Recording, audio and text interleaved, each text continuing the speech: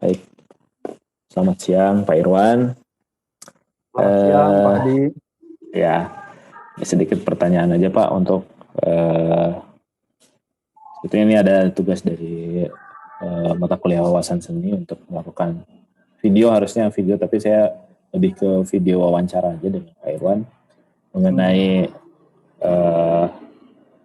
pengalaman Pak Irwan dan perjalanan Pak Irwan dari masa kecil hingga sampai saat ini menjadi seorang seniman.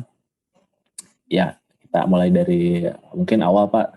Dulu pada saat Pak Irwan masa kecil dulu, bisa diceritakan Pak, ada apakah ada darah seni yang diturunkan dari keluarga untuk ke Pak Irwan gitu Pak, gimana? Gini Pak Adi, jadi perjalanan saya di dunia kesenimanan katakanlah seperti itu dimulai ketika sejak kecil saya mendapatkan pengalaman-pengalaman dari keluarga di pihak ayah saya, karena keluarga besar di pihak ayah saya itu semuanya berada pada kegiatan-kegiatan bekerja untuk zaman-zaman itu adalah papan-papan billboard, menggambar. Ya, betul. Nah, keluarga besar dari yang punya katakanlah perusahaan kecil dari pembuatan papan billboard di tahun katanya dimulai menurut cerita ayah saya itu dimulai sekitar tahun 50-60 udah punya perusahaan pembuatan papan billboard. Karena kakek saya memang jago untuk gambar, pertama gambar realis, terus menggambar model. Model itu dalam arti menggambar bentuk-bentuk yang ada, yang ditiru gitu ya. Kalau zaman-zaman dulu selain pembuatan papan billboard ini untuk misalkan penanda toko-toko, penanda sekolah, itu semuanya digambar dengan tangan. Ada juga yang menggambar ada juga orang yang berusaha memiliki usaha membuat gambar-gambar dengan tangannya untuk bioskop-bioskop, poster-poster bioskop zaman dulu. Betul, nah, kira-kira seperti itu gambarannya. Nah, ketika kemudian karena keluarga besar sudah berada pada kegiatan-kegiatan usaha menggambar manual seperti itu, ketika saya lahir, saya juga kemudian menemukan gambar-gambar tersebut dan kegiatan-kegiatan menggambar dari kecil. Saya lihat gambaran kakek saya. Ternyata kakek saya itu selain menggambar papan billboard juga merancang desain-desain seragam. Saya pernah melihat ternyata yang merancang desain seragam damri zaman dulu, itu katanya kakek saya juga gitu. Yang warna biru zaman dulu ya, warna biru, putih biru, itu kakek saya. Jadi pokoknya memang merambah ke segala hal, karena katanya di zaman tersebut jarang sekali perusahaan reklame, papan billboard reklame itu hanya ada 2 atau 3 perusahaan di Bandung. Salah satunya kakek saya itu. Mungkin kalau ahli-ahlinya banyak, perusahaannya salah satunya hanya beberapa saya. Iya Pak Adi. Nah, bapak saya juga memiliki darah turunan bisa menggambar dari bapaknya, artinya dari kakek saya. Kemudian juga paman saya, uak saya, bibi saya dan sebagainya itu bisa menggambar. Hampir semuanya bisa menggambar. Darah itu turun juga ke saya dan ke adik-adik saya. Juga sekarang turun ke keponakan-keponakan saya beberapa ini. Nah, selain menggambar, bapak saya, paman saya, dari keluarga ayah itu juga bisa bernyanyi. Ayah saya sama kakaknya membuat grup band di waktu SMA 17 di daerah Caringin. Saya lihat foto-fotonya. Terus memang ketika saya memang bapak saya juga ternyata memang bisa main gitar dan bisa bernyanyi sampai saat ini. Jadi dari kecil saya sudah terpengaruh kayaknya, karena ketika bapak saya bekerja dan sebagainya, dua hal itu, gambar dan audio, Bermusik ya. nyanyian, musik terus menerus. Saya ingat saya kemudian sebelum saya masuk sekolah saya sudah bisa menggambar. Dan ketika saya sekolah saya sering ikut-ikutan nyanyi-nyanyian gitu, nyanyi-nyanyian ikut. Kemudian saya juga mempelajari gitar. Jadi dua hal, gitar dan melukis, akhirnya menjadi bagian dari keseharian saya. Itu masa kecil. Itu saya lanjutkan sampai tingkat SMP, SMA, ikut kejuaraan-kejuaraan melukis dan lain sebagainya.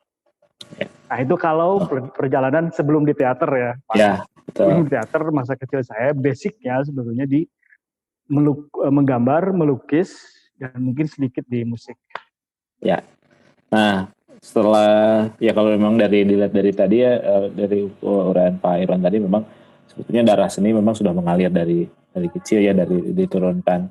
Apalagi dengan ada dua kesenian yang diperlihatkan dari kecil, yang diperhatikan, itu gambar dan musik, memang akan berpengaruh juga pada saat sekarang ya Pak ya, dan pembentukan Pak Irwan menuju saat ini. Nah setelah itu Pak, untuk perjalanan di teater itu dimulai dari kapan? Nah, ketika di teater, jadi waktu masa SMA, keluar dari SMA, saya tidak langsung masuk ke jurusan teater. Saya masih mencari-cari keinginan dan hasrat saya di dunia lukis. Saya sempat bekerja di kakak dari ayah saya yang meneruskan perusahaan kakek, perusahaan reklame, papan reklame, billboard. Saya bekerja di situ setahun, kerja menjadi juru gambarnya selama setahun. Dan kemudian saya bercita-cita untuk masuk dunia seni rupa, baik ITB atau mana gitu. Tapi kemudian seiring dengan perjalanan, saya kemudian masih tetap dalam keinginan menggambar, tapi saya ingin menggambar di atas panggung atau menjadi penata artistik. Maka saya memilih kemudian jurusan teater di STSI Bandung dengan tujuan untuk menjadi menumpahkan segala potensi dan hasrat saya menggambar di lewat panggung-panggung teater gitu. Karena saya pikir ini pekerjaan yang langka, yang jarang gitu. Masuklah saya jurusan teater, dites, dan di situ saya menggambar terus. Tapi seiring dengan itu, tiba-tiba saya melihat dan lebih terpukau dan terpesona sama adegan-adegannya, bukan sama penataan artistiknya gitu Pak Hadi. Iya. Sama peristiwa-peristiwanya. Saya pikir ini peristiwa-peristiwanya lebih dari visual-visual yang saya bayangkan, gambar-gambarnya, adegan-adegannya, terus kan manusia-manusianya hidup di dalamnya. Sementara lukisan tidak hidup. Jadi saya melihat panggung pada saat itu seperti sebuah lukisan hidup, Pak Adi. Di balik kanvas hitam panggung gitu ya, sebuah lukisan hidup. Wah, kata saya ini peristiwa yang asik, yang indah. Gambaran-gambaran di atas panggung. Dari situ sebetulnya kemudian saya sebelum menjadi katakanlah aktor dan sutradara, saya selalu ikut, karena saya juga punya kemampuan musik, main gitar dan bikin aransemen. Beberapa kali saya membuat aransemen musik, main gitar untuk kakak-kakak senior saya yang sedang ujian-ujian untuk panggung. Saya semakin tertarik sama peristiwa-peristiwa panggung. Karena saat ketika main musik, terus-terusan saya menyaksikan kan, ada cahaya lampu biru, merah, kuning, gelap, terang, terus pakaian-pakaian kostum, terus make up-nya, properti, hand properti, dan semua itu secara visual indah sekali seperti lukisan, dan di dalamnya ada manusia-manusia yang hidup. Dari situ saya kemudian sangat tertarik, jadi hasrat visual saya, hasrat melukis saya, menggambar saya, kemudian saya tumpahkan, saya geser sedikit, untuk kemudian saya beralih menjadi aktor dulu. Aktor lama-lama jadi saya akhirnya jadi sutradara karena sebenarnya pelukis panggung pelukis panggung itu adalah si sutradara itu sendiri karena dia kan menyusun gambar-gambar, menyusun adegan-adegan, bekerja sama dengan penata musik, penata cahaya dan lain sebagainya. Gitu Pak Hadi. Betul. Perjalanan singkatnya ya. Singkat sebetulnya perjalanannya panjang ya Pak, tapi hanya kita jadi singkat terus. Tapi ini Pak, untuk mungkin jadi sedikit pertanyaan juga, Bapak, betul nggak Pak, pada saat SMA itu Bapak memang sudah ada di dunia teater? Apakah betul Pak? Atau memang langsung hanya bergerak di sebetulnya di bidang teater juga, cuman di belakang layar atau bagaimana? Oh iya betul. Waktu di SMA saya itu tidak masuk di SMA saya di SMA Negeri 6 Bandung. Ada ekstrakurikuler teater, tapi saya tidak masuk ke situ. Hanya saja kemudian saya dan kawan-kawan pada saat acara perpisahan pada saat acara perpisahan saya dan kawan-kawan membuat pertunjukan teater. Saya baca naskah. Saya ingat naskahnya adalah naskah karya Pak Jamil Suherman. Jamil Suherman itu seorang penulis novel dan roman. Itu masih saudara saya. Dia orang Padang menikah dengan saudara saya. Jadi saya saudaranya dari istrinya. Pak Jamil Suherman punya novel. Karena kemudian saya punya buku itu dari saudara saya baca.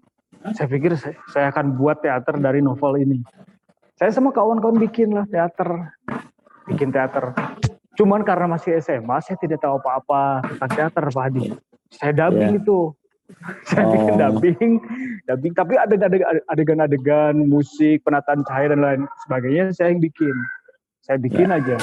Pokoknya untuk sekedar membuat acara di perpisahan aja. Itu benih-benihnya. Dan setelah itu saya lupa bahwa mungkin dari situ saya mulai suka ya. Tetap saya kemudian fokus ingin menjadi seorang pelukis di atas panggung. Iya. Mungkin secara tidak sadar mungkin ya Pak, itu sedikit jadi pengaruh juga ya untuk ketertarikan di dunia teater. Iya betul. Nah mungkin ini Pak loncat nih, setelah Bapak kuliah di STSI dulu, apakah ada pengaruh dari senior kah atau siapa tokoh-tokoh seniman teater yang mempengaruhi Pak Irwan dalam berkesenian, Pak? Untuk pengaruh sepanjang saya berkuliah, sebenarnya hampir semua senior dan dosen-dosen yang pernah saya tonton menjadi aktor atau menjadi sutradara itu memiliki pengaruh kepada saya. Tetapi yang paling saya rasa paling kemudian terngiang-ngiang, terbayang-bayang pengaruhnya itu dari dua orang ya. Dari senior saya, Yusef Muldiana. Itu yang pertama. Yusef Muldiana, saya masuk di kelompoknya Laskar Panggung Bandung. Saya masuk di situ, saya terkesan dengan kecerdasannya mengolah ruang, mengolah pola-pola blocking, dan juga kecerdasannya membuat kejutan-kejutan, spektakel di atas panggung. Bentuk pertunjukan atau gayanya dia sebetulnya lebih ke komedi, tragikomedi, karena dia waktu itu sering menampilkan gaya-gaya seperti lakon-lakon Arifin Senur. Yang pertama. Kemudian saya juga secara tidak langsung terpengaruh oleh pertunjukannya dari Rahman Sabur, Teater Payung Hitam. Karena sangat visual. Gambar-gambarnya seperti lukisan-lukisan yang saya bayangkan itu Pak Adi. Iya, betul. Curahan cahaya lampu, terus tubuh-tubuh aktor dan lain sebagainya sangat visual. Jadi ini saya pikir salah satu lukisan bergerak itu di kanvas yang berwarna hitam. Jadi Yusef Muldiana dan Rahman Sabur kemudian sangat mempengaruhi bagaimana saya nantinya membuat pertunjukan-pertunjukan. Meskipun kemudian saya tidak meniru keduanya, baik Iya, Yusuf Mulyana atau Babe Rahman Pak Rahman Sabur. Sabur. Saya Iya, tidak meniru keduanya. iya. Saya Cuma kemudian jadi bahan inspirasi mungkin ya Pak.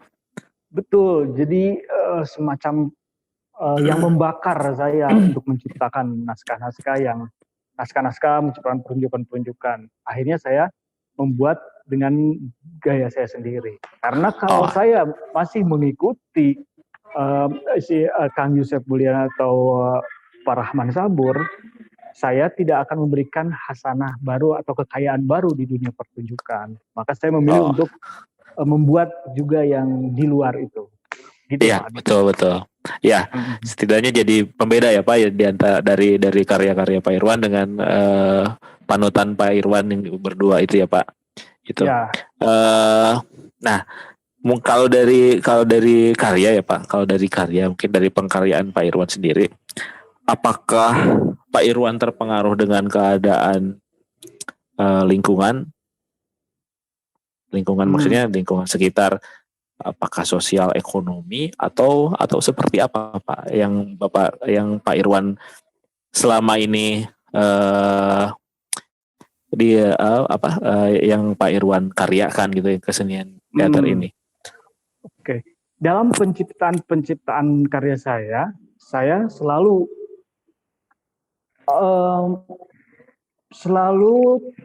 terstimulus, terangsang oleh kejadian-kejadian yang saya saksikan di sekitar atau juga keadaan sosial politik di Indonesia ini. Saya selalu merasa terangsang oleh hal-hal seperti itu.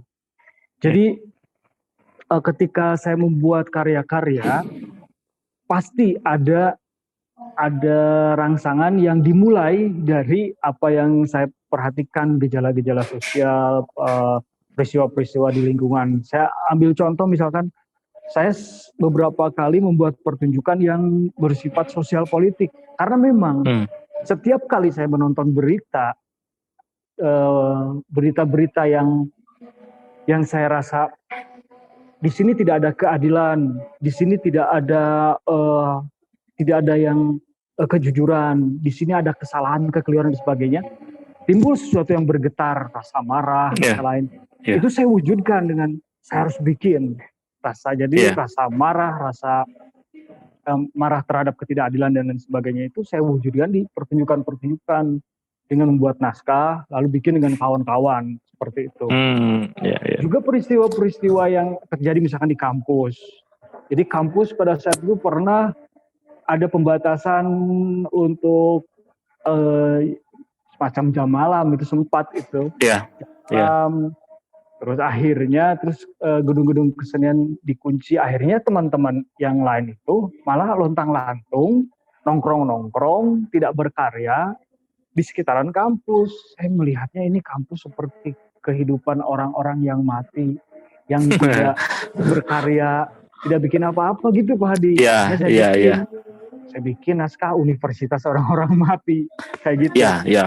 Tuh, yang itu yang ramai dulu ya Pak, tahun 2000-an itu sempat saya ada satu kali nonton dulu waktu masih kuliah di SPI Inaba dulu.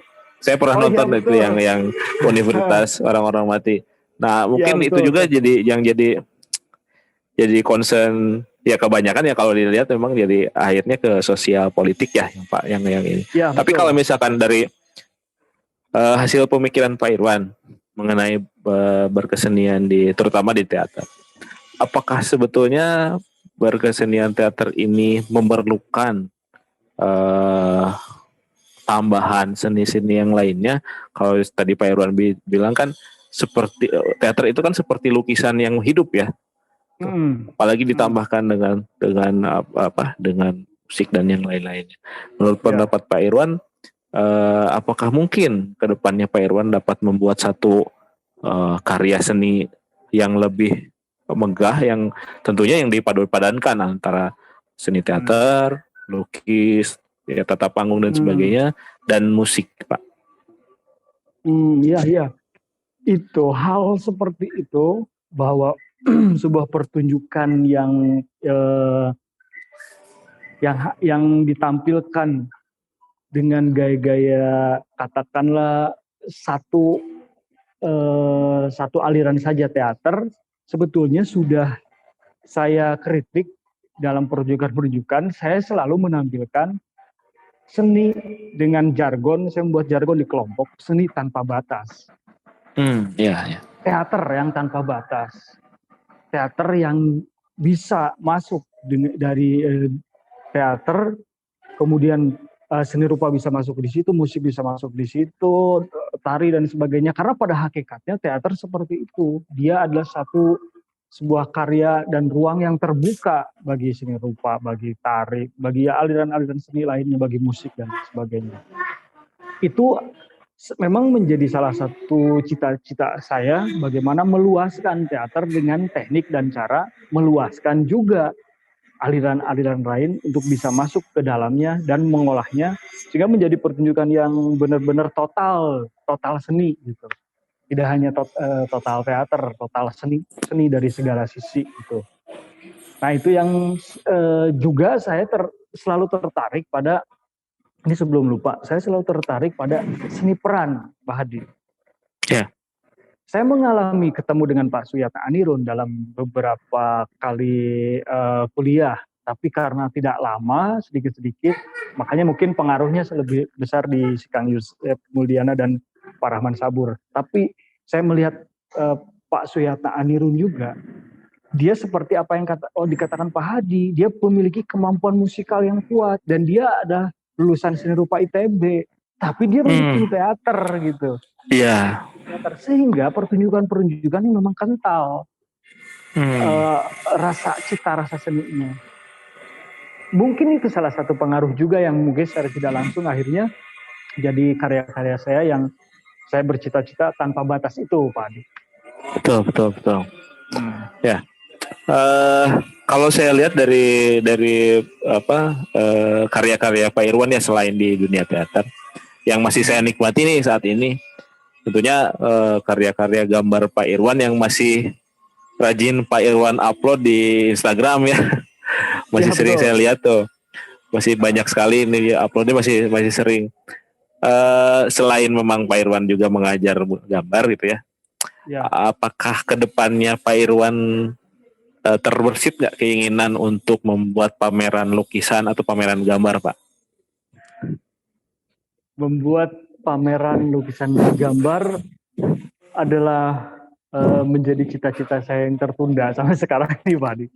Jadi memang saya sudah berkeinginan lagi membuat satu pameran.